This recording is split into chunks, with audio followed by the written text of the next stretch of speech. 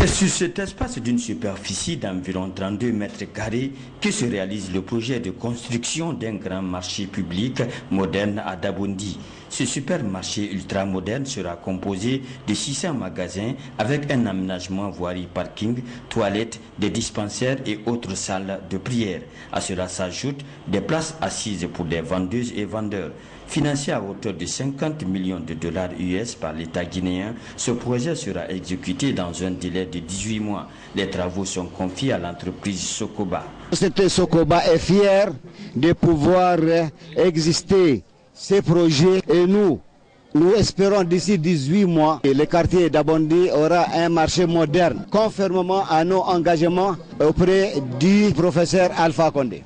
L'initiative du chef de l'État de procéder à la réalisation d'un tel ouvrage dans la cuvette située entre Dabondi et Bonfi a été saluée par les autorités de la mairie de Matam et le gouvernorat de la ville de Conakry.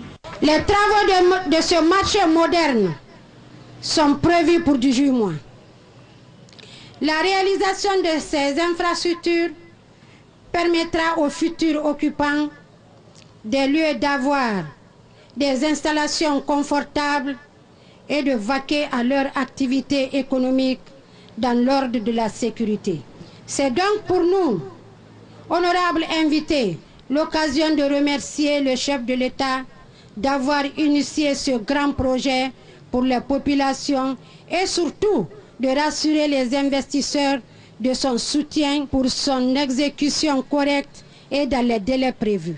Nous demandons auprès des citoyens de ces quartiers environnants de faciliter la réalisation de ce grand projet. Et nous demandons à la même société Sokoba de penser surtout au recrutement des jeunes qui sont dans ces quartiers environnants. La réalisation d'un tel ouvrage au cœur de la capitale Conakry augure de nouvelles perspectives pour les populations guinéennes dans leur lutte quotidienne contre la pauvreté.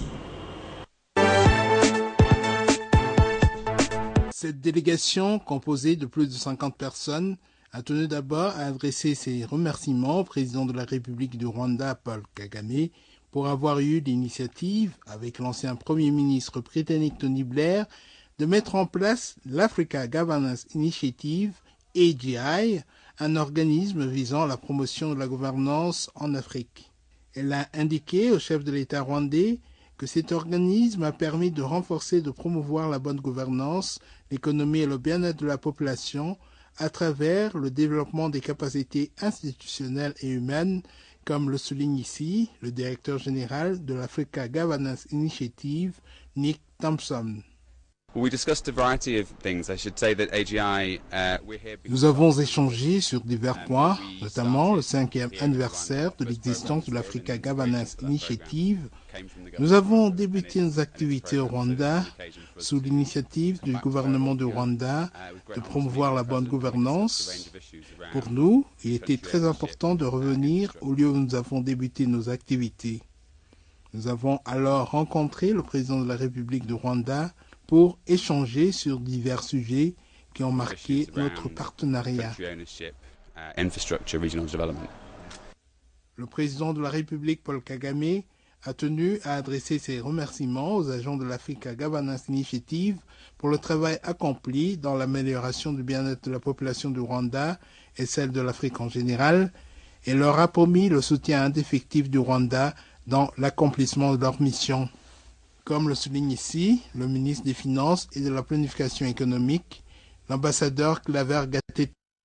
Abakozi ba mu bihugu bitandukanye ariko bafite ingambi imwe yo kugira ngo bafashe kubaka capacité y'abanyarwanda. Ce sont des agents en provenance de divers pays, mais avec un objectif commun, œuvrer pour la promotion des Rwandais. Ils viennent dans le pays et travaillent en partenariat avec les Rwandais pour que ces derniers acquièrent ce savoir et privilégient les domaines qui peuvent avoir un impact positif pour le pays et se basent sur les meilleures pratiques et expériences d'autres pays en vue du développement du Rwanda. Ils nous aident beaucoup. Ce programme mérite un appui, raison pour laquelle le président de la République leur a promis un soutien indéfectible pour tous ceux qu'ils réalisent au Rwanda.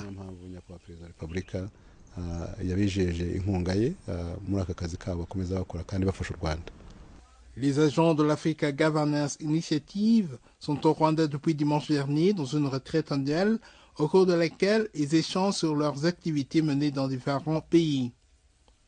Ils auront un temps d'apprendre sur les bonnes pratiques dans la reconstruction du Rwanda pour ce qui est de la bonne gouvernance, l'économie et le bien-être de la population après le génocide perpétré contre les Tutsis au Rwanda. Africa Governance Initiative, lancée au Rwanda en 2008, est maintenant implantée dans 7 pays africains. Les autres pays sont la Sierra Leone, le Libéria, la Guinée, le Malawi, le Nigeria et le Soudan du Sud.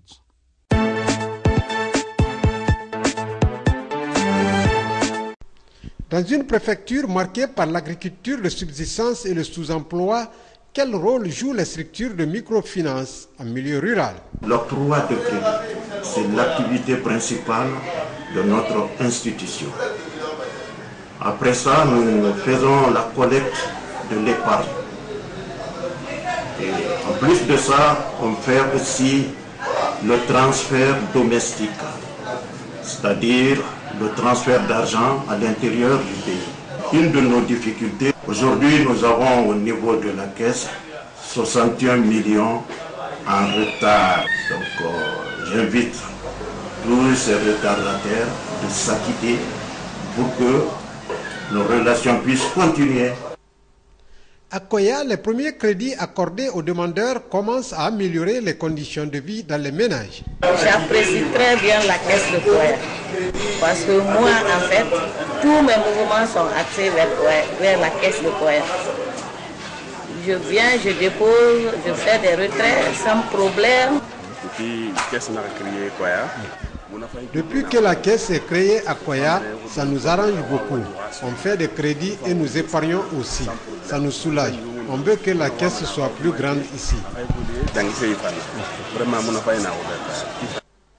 Le crédit rural de Koya couvre les quartiers de la commune urbaine et des communautés rurales de Wankifon, de Kouria et de Manéa. Il compte plus de 4000 associés. Parmi eux, près de 700 femmes bénéficient de crédits et 1400 autres ont ouvert des comptes d'épargne pour le financement des projets générateurs de revenus.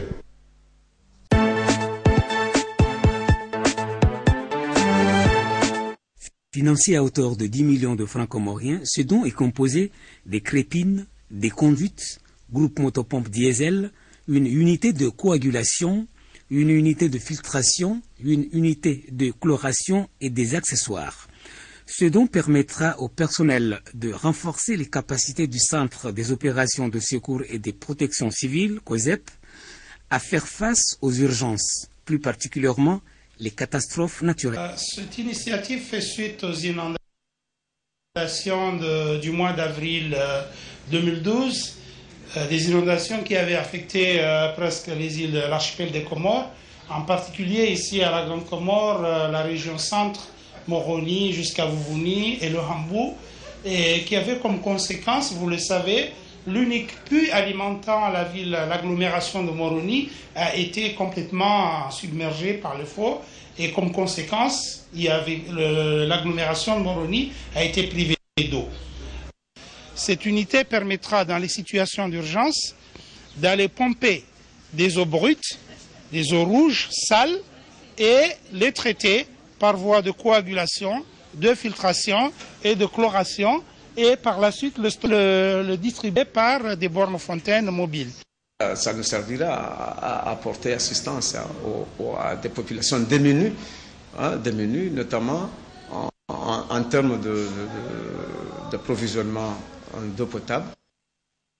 Au cours de la cérémonie de remise, le ministre de l'Intérieur, Hussein Hassan Ibrahim, a mis l'accent sur l'importance de tels équipements et appelle le personnel à les entretenir. Aujourd'hui, c'est un équipement de purification d'eau qui a été donné à notre pays pour qu'on puisse traiter les eaux souillées, donc en cas de catastrophe naturelle. Donc cet équipement a été remis à la direction de la sécurité civile.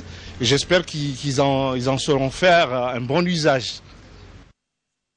Le système des Nations Unies se donne pour mission d'aider les pays partenaires tels que les Comores à faire face aux effets néfastes des dérèglements climatiques.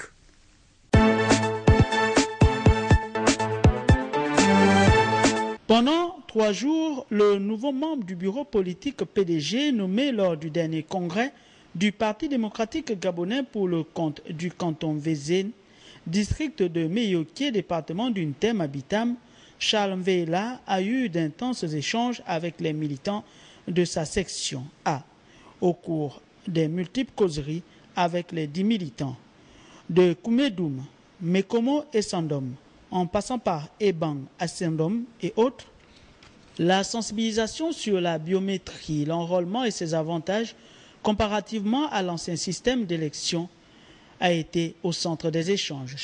Charles Mvela n'aura pas de répit. Après plusieurs heures d'échanges, de façon effrénée, Meyoké, département du Thème, frontière commune entre la Guinée équatoriale, le Cameroun et le Gabon, a été le lieu par excellence pour lancer la communication essentielle.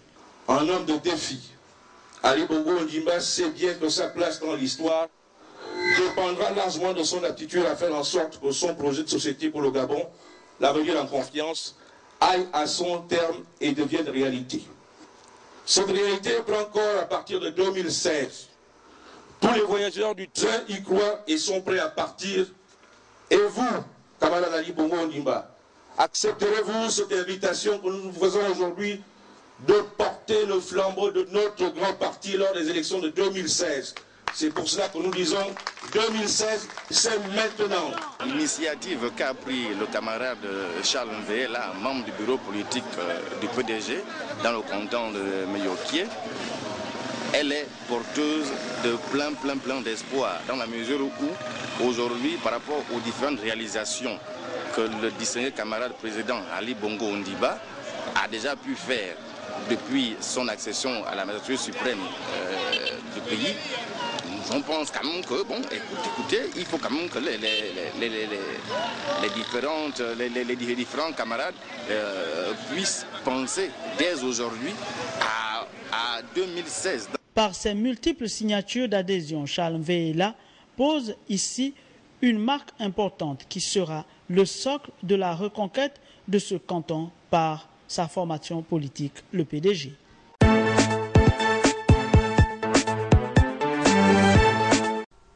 Ce don de l'UNFPA au ministère de la Sécurité vise à accroître la capacité opérationnelle des structures de l'Office de protection du genre, de l'enfance et de mœurs basées dans les commissariats centraux. Il est rendu possible grâce à la synergie d'action entre les ministères des Affaires sociales et celui de la Sécurité, tous engagés dans la lutte contre les violences faites aux femmes et aux enfants.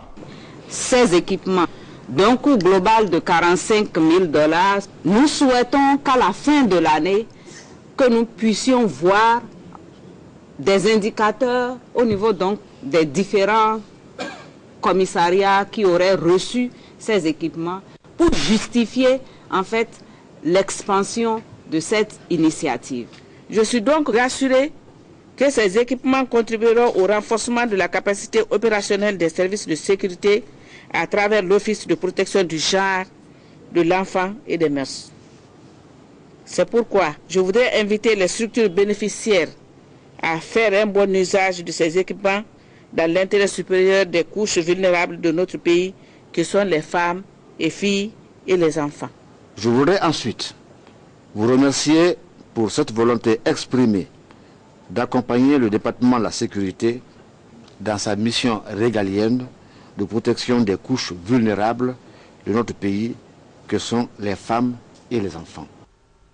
L'Office de protection du genre, de l'enfance et de mœurs est très actif dans la lutte contre les violences basées sur le genre. Ce dont lui permettra, selon l'UNFPA, d'agir efficacement sur le terrain avec des résultats tangibles.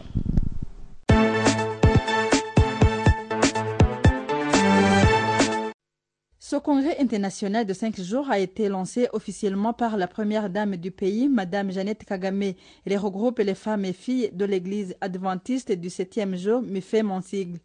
Ces femmes proviennent de 11 pays de l'Afrique centrale et orientale. Procédons au lancement officiel des travaux de ce congrès. La première dame du Rwanda, Mme Jeannette Kagame, est revenue sur le thème de ce congrès qui interpelle les femmes à faire la différence, ce qui évoque son rôle dans une famille, qu'il s'agit de sa vocation, qui nous invite à laisser un bon héritage pour nos successeurs, un héritage basé sur l'éducation digne de son nom, afin de préparer notre destinée. Madame Jeannette Kagame a procédé également à l'ouverture de l'exposition à laquelle participent les femmes adventistes des pays de la région. Ce congrès international regroupe plus de 1500 femmes, dont 600 en provenance du Rwanda. Elle souligne qu'elles veulent apprendre du Rwanda, surtout sur ses efforts mis dans la reconstruction du pays après le génocide commis contre les Tutsis et également sur la politique de la promotion de la femme, non seulement au gouvernement, mais également au sein de la société rwandaise. Ces femmes veulent profiter de cette expérience du Rwanda. Une fois retournées chez elles, elles pourront prodiguer à leurs compatriotes des conseils visant à mettre en pratique ce que le Rwanda a réalisé. Selon Brassius Luguri, président de la division Est et centrale de l'Église adventiste du 7e jour, le choix du Rwanda a été motivé par les progrès enregistrés par le Rwanda pour la place qu'il accorde à la femme rwandaise. C'est la première fois qu'un tel congrès se tient au Rwanda et réunit les femmes en provenance de l'Érythrée, de l'Éthiopie, du Burundi, du Kenya, de la Tanzanie, de l'Ouganda, de la RDC, du Sud-Soudan, du Rwanda et du Madagascar.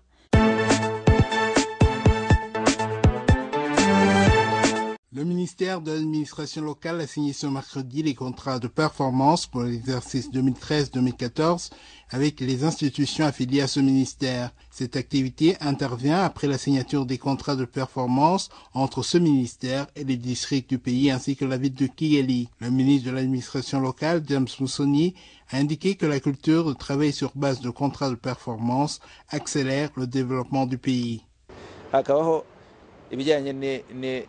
Le programme de contrat de performance permet la participation de tout le monde dans les activités à réaliser. Chacun est conscient de ses tâches et de l'échéance dans laquelle il doit les réaliser. Cela accélère ainsi le développement et la mise en place des activités programmées. Le ministre Musoni souligne également que cet exercice de signature de contrat de performance avec les différentes institutions affiliées à ce ministère permet une meilleure organisation et synergie de travail avec les instances de base en vue d'un rapide développement du pays.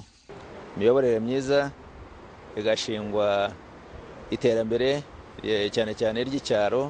ministère de l'administration locale a surtout la responsabilité du développement du milieu rural et de l'amélioration du bien-être de la population.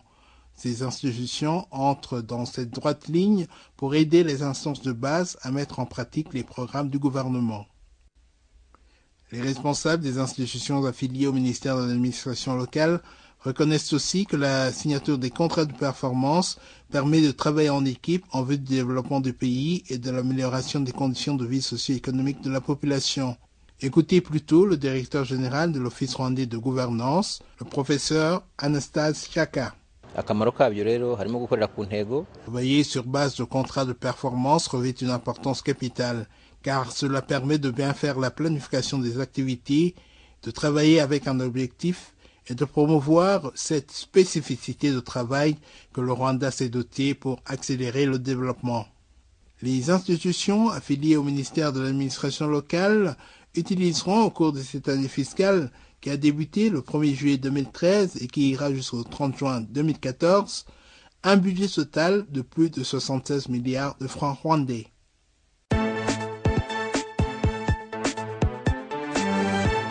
Donne à ton prochain la chose que tu aimes toi-même. Recommande Dieu aux hommes. Ce don de vivre du groupe de presse Évasion Guinée s'inscrit dans l'élan de solidarité en direction des démunis des centres de réinsertion et orphelinat de la capitale. La cité des solidarités à Taouya, l'orphelinat Kiridia à Matoto, le centre enfants et jeunes en compassion à Sonfonia et le Dimakane à Amdalaï sont les bénéficiaires de ces lots de sacs de riz, de sucre et de bidons d'huile. Les pauvres et les demi et les orphelins sont ma famille. Quiconque veille sur ma famille, quiconque veille sur les demi et les orphelins, moi Allah, je vais veiller sur lui.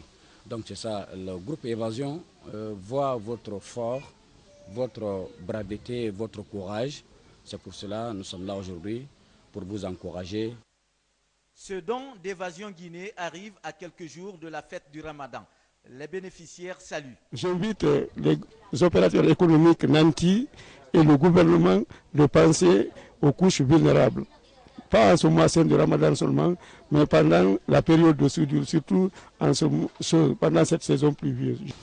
Sans votre aide, nous ne pourrons jamais atteindre notre objectif qui est de faire de ces enfants l'avenir de la Guinée. Nous avons besoin de votre soutien moral, matériel et financier. Parce que ce travail que nous faisons n'est pas un travail aisé, surtout dans notre pays. Dans le même élan de solidarité, d'autres sacrifices sont consentis pour le pardon et la grâce divine.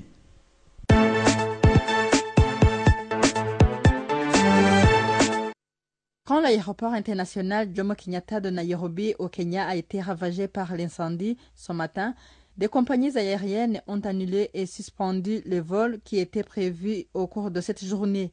L'exemple en est la compagnie aérienne Rwandair qui a informé les journalistes qu'elle a suspendu 3 vols qui étaient prévus ce mercredi en attendant les informations des organes habilités de l'aéroport international Jomo Kenyatta.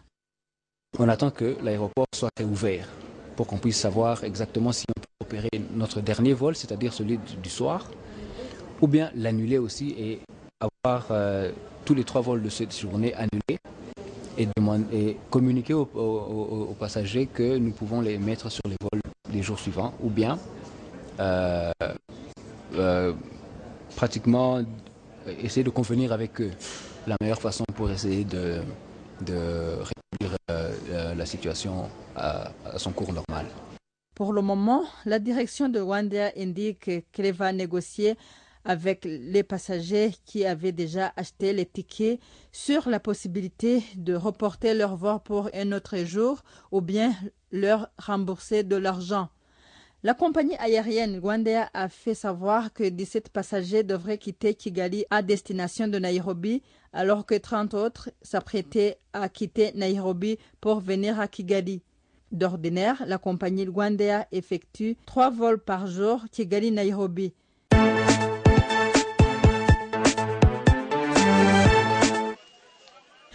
Toutes les agences de voyage maritime sont dépassées ce mercredi par le flux massif des voyageurs vers les îles. Elles sont obligées d'augmenter les rotations en vue de répondre aux attentes des milliers de personnes tout en respectant les conditions de sécurité maximales. Quelques passagers donnent leur avis par rapport à cet engouement. Tel que nous nous voyons ici, chaque passager ici a envie de rejoindre sa famille en juin. Donc le départ qu'il y a ce matin, il y a 2 bateaux qui partent. Il y a un qui part tout de suite vers 9h et il y a un autre qui va partir. Et tout ça, c'est des Anjouanais, des Moédiens qui rentrent dans leurs îles natives. Le patron de Zanzibar, Hassan Mohamed, estime que c'est un devoir civique que de répondre à une telle demande. Et très bientôt, l'île de Moélie sera connectée. La demande est forte, mais le problème, si on veut respecter les conditions de sécurité et de sûreté pour la navigation maritime, on ne peut pas se permettre de faire tout et n'importe quoi. Il faut préserver nos machines, il faut préserver notre équipage. Donc malheureusement, notre bateau Zanzibar ne peut pas faire au-delà de 2 rotations par jour. Au niveau de Moélie, malheureusement, ce qui s'est passé, c'est que la semaine dernière, j'avais discuté avec les autorités portuaires de Moélie et d'ici de la Banque Comore. J'aimerais remercier par l'occasion le directeur de la PC, Arfan Saïd Mchangama, qui a énormément bataillé pour qu'on puisse desservir pendant cette période, spécialement avant les fêtes de l'Aïd, parce qu'il est très préoccupé par la navigation par Kwassa. Il m'avait demandé de trouver une solution à ce qu'on puisse desservir Moélie pendant cette période. Alors j'avais avec lui discuté pour l'envoi de travailleurs pour qu'ils aillent aménager le port de Bangoma. Des travaux ont été réalisés il y a de cela 4 jours, mais malheureusement il y a eu une très forte tempête qui a complètement abîmé toutes les réparations qui avaient été faites pour que notre bateau puisse rentrer. Tous les transporteurs maritimes ont le même souci. Les colis autorisés et le quota des passagers doivent être compatibles pour permettre aux bateaux d'arriver à destination.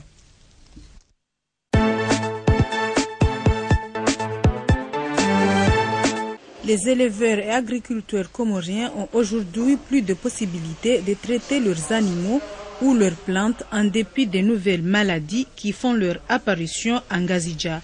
Afaniaya vient d'ouvrir un dépôt qui engrange tous les produits phytosanitaires et les pépinières de plantes les plus consommées. Les agriculteurs et les éleveurs. Les facilités pour les produits phytosanitaires et les médicaments vétérinaires. Bon, ça existe, mais pas réellement, parce que la plupart des gens ici pensent que pour un traitement des bovins ou caprins, c'est seulement pour les vermifuges, les comprimés. Tout le monde demande les comprimés. Et il y a beaucoup de choses. Il y a les vitamines, il y a les antibiotiques, il y a plein de médicaments. En fait, il y a le fièvre de Rift qui existe ici. Ça vient de Tanzanie, et surtout de Tanzanie. Mais j'en ai les vaccins pour ce virus. Yaya Afan nous rassure que les maladies des bovins en provenance de l'Afrique de l'Est sont traitables.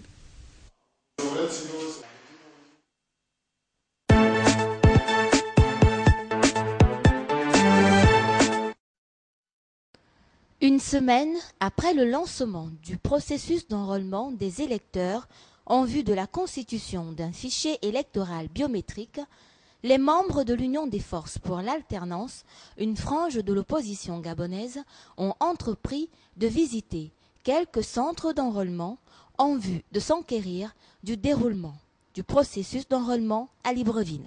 Nous avons tenu à venir nous-mêmes sur le terrain pour voir. Ce n'est pas une mauvaise initiative en tout cas et nous constatons. Zachary Miboto, Pierre Claver Magonga Moussavou et Jules Bourdès Oguligende, président en exercice de l'Union des forces pour l'alternance, ont soulevé quelques interrogations. La délégation a ainsi parcouru 8 centres d'enrôlement, dont le gouvernorat, la préfecture de Djomo, les mairies du 1er arrondissement, du 4e arrondissement, du 3e arrondissement, l'hôtel de ville, la mairie du 6e arrondissement et celle du 5e arrondissement qui a constitué la boucle de ce parcours. Les acteurs politiques membres de l'Union des forces pour l'alternance qu'accompagnaient leurs représentants au sein du comité de pilotage entendent faire état de leurs constats aux services compétents.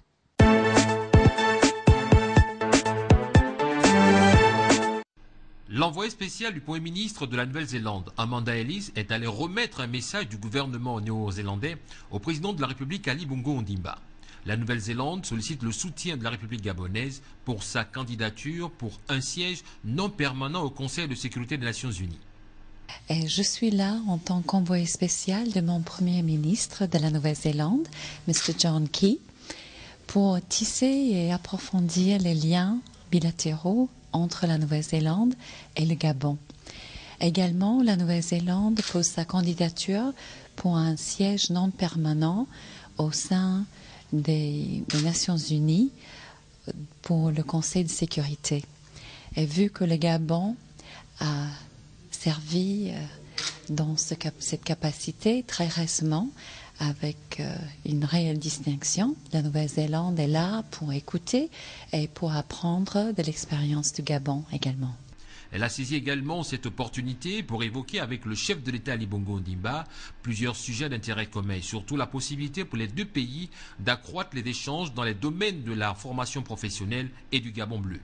La Nouvelle-Zélande est ravie d'offrir des bourses aux fonctionnaires gabonais de venir étudier en Nouvelle-Zélande et comme cela approfondir les connaissances de notre pays avec une vue de mieux coopérer ensemble. On a abordé également la question du Blue Gabon, la Blue Economy, vu que nos océans sont riches de poissons et aussi importante du niveau touristique pour nos deux pays.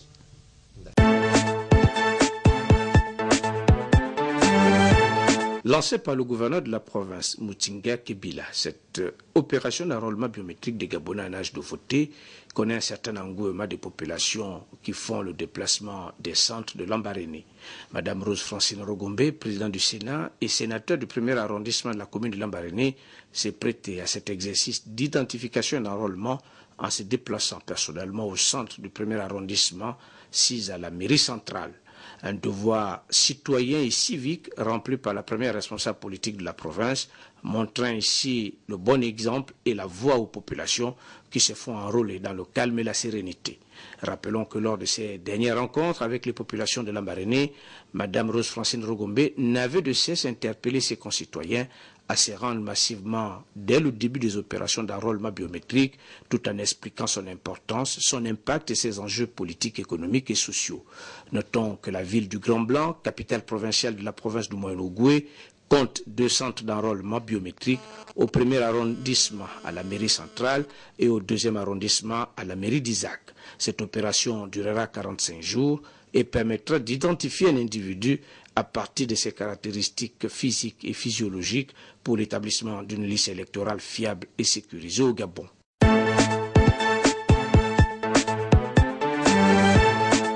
Au cours de cet entretien, les hommes d'affaires turcs ont présenté sur maquette plusieurs projets axés sur la construction des logements sociaux et des écoles au président du Sénat, Mme Rose Francine Rogombe. L'échange a aussi porté sur la formation, la transmission du savoir-faire et de la technologie aux nationaux à travers toutes les opportunités de coopération qui existent entre le Gabon et la Turquie. Des échanges fructueux entre la partie gabonaise et la partie turque sur des projets qui pourraient voir le jour très prochainement. Monsieur Murat, président directeur général de la société Assos, une société turque, voudrait étendre ses activités ici au Gabon. C'est dans ce cadre qu'il a été reçu par Madame le président du Sénat. Madame le président du Sénat qui a été donc très réceptive quant à leur désir d'investir pleinement dans le domaine essentiellement de la construction. Madame Rose Francine Rogombe s'est réjouie au cours de cette audience de l'initiative de la société turque Assos d'investir à long terme au Gabon dans le domaine de la construction, de l'aménagement et de l'urbanisation. Les responsables d'Assos qui se rendront à Lambaréné dans les tout prochains jours ont mis à profit cet entretien pour inviter Mme Rose Francine Rogombe, présidente du Sénat, à visiter leurs installations à Istanbul.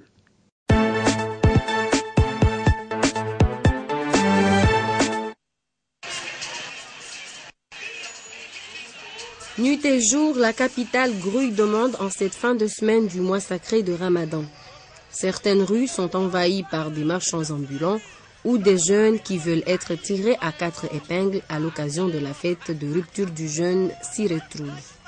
Cette attitude inhabituelle dans les rues de la capitale engendre parfois les discussions entre clients et acheteurs. Des vêtements de toutes sortes sont étalés à même le sol pour être vendus à des prix abordables. C'est la première fois que je sors depuis que l'ambiance a commencé. Bon, je suis venue juste pour voir cette ambiance et puis voir si je peux m'acheter quelque chose. Voilà, je viens juste de descendre, je suis en train de regarder et on verra bien. Je ne sais pas si c'est un peu tôt à cette heure-ci, mais je ne vois pas qu'il y a vraiment de l'ambiance telle que je m'attendais, quoi. Moi, je disais que c'est la première fois que je sors depuis que l'ambiance a commencé, mais je trouve qu'il n'y a pas vraiment ce que j'attendais. Dans les salons de coiffure, hommes et femmes s'y retrouvent rien que pour des soins de beauté.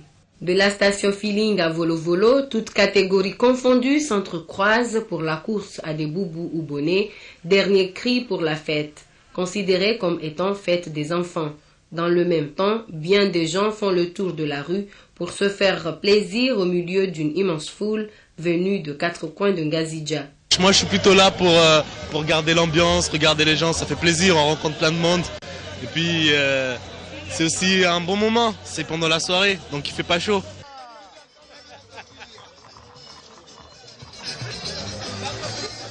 Les marchands ambulants ont du mal à écouler leurs marchandises, faute d'électricité publique Ils sont obligés de se servir de lampes de poche pour éclairer leurs produits.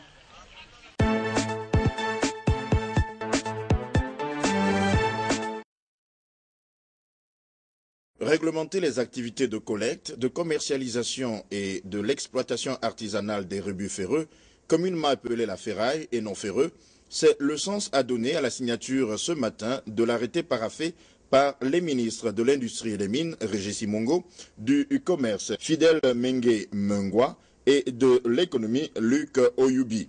En effet, le Gabon dispose d'une importante quantité de ferraille, dont une grande partie est exportée sans contrôle pour satisfaire la forte demande des pays industrialisés et émergents.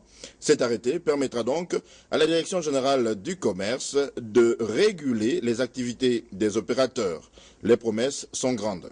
Le ministère dont j'ai la charge a pour mission, entre autres, la régulation et le contrôle des activités commerciales.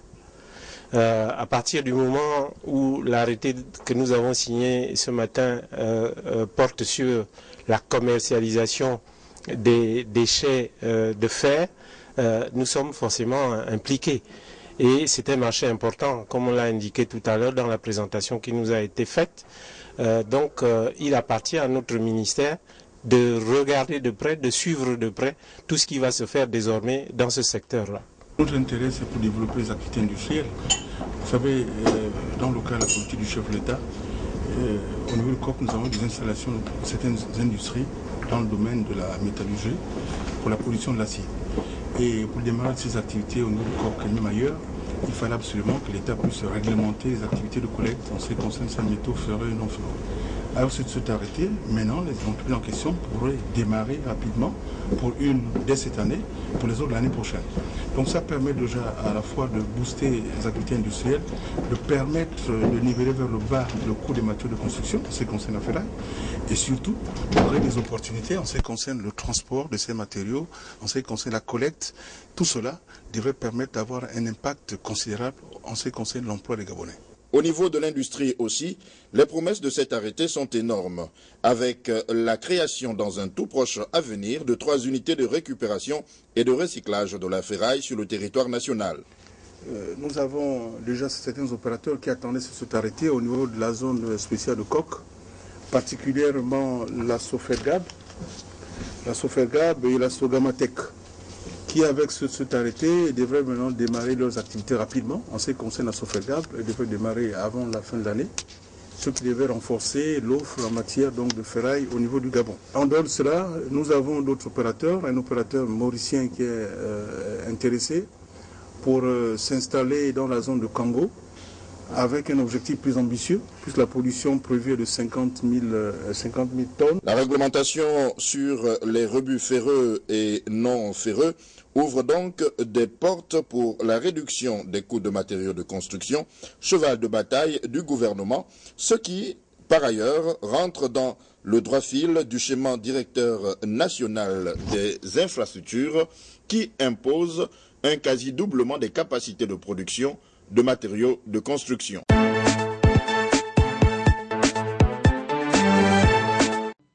La femme africaine reste et demeure une carte à jouer dans le monde politique sur le continent. De ce fait, 3 organisations non gouvernementales ont pris sur elles de démontrer ce côté-là et même de motiver certaines à s'investir dans la politique, non pas seulement pour donner leur vision ou position, mais aussi pour s'intégrer et occuper une position évidente et méritée.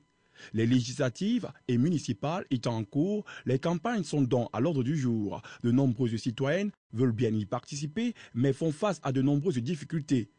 L'étape d'amener les femmes à être candidates était une étape assez difficile, puisqu'il y avait beaucoup de barrières. Des femmes n'avaient pas de papier. Le fait qu'elles ne puissent pas s'exprimer en français ou en anglais était aussi une difficulté, et elles n'ont pas d'argent pour payer toutes ces cautions. Et bien d'autres encore. Nous sommes maintenant dans l'étape de retrait des cartes et nous trouvons des difficultés parce que les inscriptions ont été de proximité et en ce moment, elles ont des difficultés de retrouver leurs cartes. Et avec Elecam, nous essayons de voir avec ces distributions de cartes ciblées la possibilité d'apporter des réponses à cette autre préoccupation des femmes. Les ONG, d'un commun accord, vont donc se déployer sur le terrain et contrer les différents blocus que rencontrent les femmes avant, pendant et après les votes. Nous voulons que les femmes s'impliquent dans le processus électoral. Nous allons continuer dans ce sens-là. Nous sommes maintenant pour ces élections et nous allons continuer à le faire. Ce n'est pas seulement pour cette année, pour les années à venir, parce que nous voulons atteindre le quota de 30%. Défini par la plateforme d'action de Beijing. Pour atteindre ces 30% de la parité, il faut que la femme soit éduquée à la base, pour qu'elle commence par s'impliquer comme électrice, candidate, membre des équipes de campagne, observatrice. Mais cette année, comme vous avez dit, nous attendons que le contentieux prenne fin pour qu'on puisse voir le nombre de femmes sur les listes. Ne plus permettre que l'argent féminin soit laissé pour compte ou même abusé, c'est l'espoir que nous donne ce genre d'échange entre médias, ONG et pour le cas du Cameroun, ILECAM, pour une implication effective des femmes lors des votes prévus le 30 septembre prochain.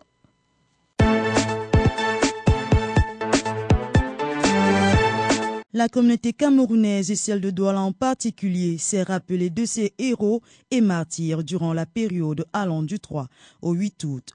Sous le parrainage du ministère des Arts et de la Culture ainsi que sur la coordination de la Fondation Adolphe Ngossodine, cette 99e anniversaire baptisé Heroes Days 2013 a surtout servi de prétexte au lancement des manifestations commémorant le centenaire de la pendaison de Rudolf Douala Mongabel, Martin Paul Samba, Madola et Adolphe Ngossodine. Au cimetière Ndjonjo de Bonapriso, par exemple, a eu lieu une marche saluant surtout la bravoure du jeune Ngossodine pendu le 8 août 1914. Il n'a que 31 ans lorsque son combat contre le pouvoir colonial allemand franchit une vitesse supérieure et contrairement à son roi Douala Mongabel, pour qui il a d'ailleurs sacrifié toute sa vie, il ne laisse derrière lui aucune souche familiale. Mais la fondation Ngossodine, dirigée par le docteur Toto Jean Mouko, veut désormais inscrire dans les annales, et ce en lettres d'or, cette partie de l'histoire camerounaise presque inconnue de la jeunesse.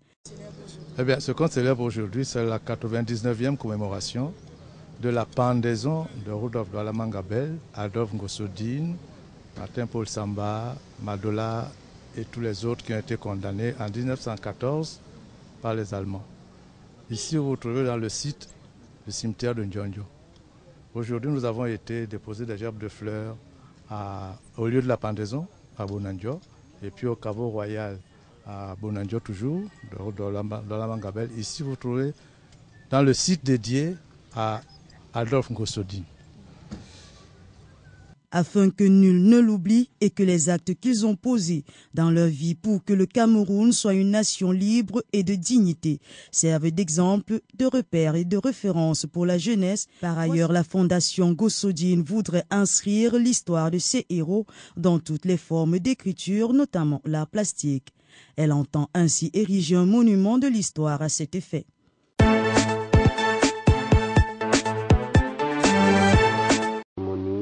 Le ministre a procédé au lancement officiel du projet d'appui au développement des filières agricoles, PADFA, projet qui intervient dans 7 départements, dont 5 dans la région de l'extrême nord. Le projet cible 24 000 producteurs, parmi lesquels 24% sont les femmes, afin d'augmenter la production agricole dans les régions du nord et de l'extrême nord. Des matériels et intrants, dont 58 motos Sport Honda, ont été remises aux encadreurs des producteurs agricoles et 16 tonnes d'engrais aux producteurs de riz et d'oignons, permettant d'accompagner le PADFA d'atteindre ses objectifs. Le ministre recommande au coordonnateur du PADFA et son personnel de tout mettre en œuvre pour l'amélioration, la transformation, le stockage, le conditionnement et la mise en marché de tous ces produits, de manière à réduire d'au moins 25% les pertes après récolte, tout en augmentant la valeur ajoutée, ainsi que l'augmentation des valeurs sur toutes les spéculations et cultures de production agricole. D'importantes quantités de produits de première nécessité, dont 10 tonnes de maïs, 100 tonnes de riz, 3 tonnes de sucre, 240 sacs de sel, 240 cartons d'huile diamant, 240 cartons de savon de ménage, 30 tonnes de mil et de sorgho, 20 tonnes d'engrais supplémentaires, ajouté à 250 tonnes déjà distribuées dans les régions du nord et de l'extrême nord, dont du chef de l'État aux producteurs sinistrés de Yagua, victimes d'inondations en 2012, remis au cours de la cérémonie présidée par le ministre de l'Agriculture et du Développement rural et Simi Meigné, en présence des gouverneurs de l'extrême nord et du nord, des autorités administratives, des directeurs généraux, des délégués régionaux.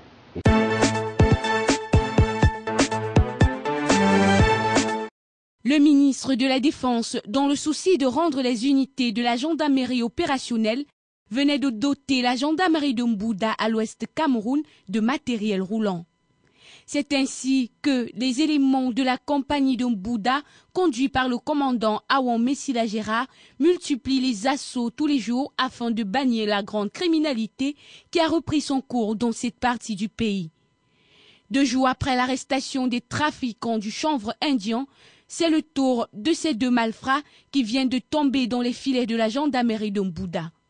Fonzou Romaric alias Épervier et Monique Clovis alias Le Boy, puisqu'il s'agit d'eux, sèment la terreur au quartier Lépi, lieu dit 2 Moulins, en Mbouda, et ses environs avec le braquage de toutes sortes et le viol. Une fois la nuit tombée, personne ne s'aventure dans ce quartier. Il y a juste quelque temps, une unité d'intervention de Bafoussam a fait une descente dans ce quartier Lépi et a mis la main sur plusieurs autres malfrats et objets volés.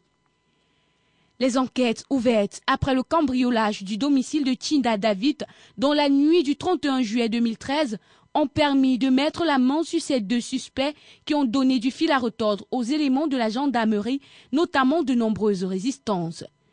Ce phénomène de grand banditisme en Mbouda vient s'ajouter à celui du trafic d'organes et d'autres stupéfiants.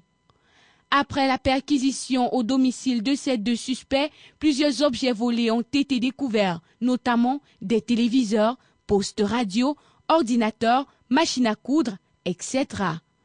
Pour le commandant Awan Messila Gérard de la compagnie de gendarmerie de Mbouda, cette opération de sécurisation des citoyens et de leurs biens vise à mettre de l'ordre dans le département des Bamboutos, surtout en cette veille des élections municipales et législatives qui pointent à l'horizon.